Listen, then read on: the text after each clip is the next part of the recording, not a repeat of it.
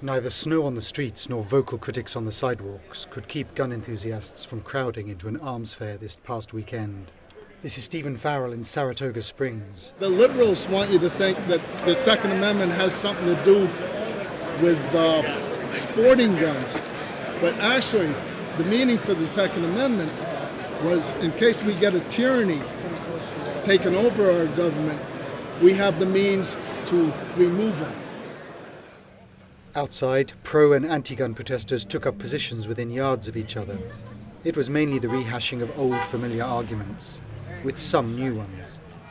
The police kept them apart, so it was, if not quite civil, at least not civil war. We are not here to take away your hunting rifle or your antique muzzleloader. No, it is not. We are here to work towards solutions that will end gun violence, our nation's #1 public health problem.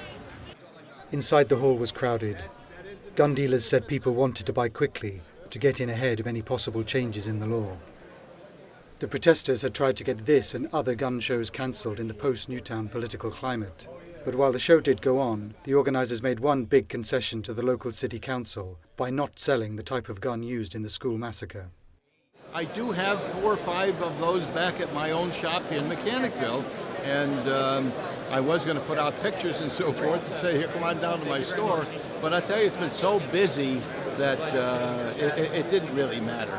And incidentally, on the AR-15, it's a great gun. It really is. If you wanted to take a nice, easy recoil target gun out to the range and have some fun, maybe shoot some zombie targets, it's a great gun to do that with.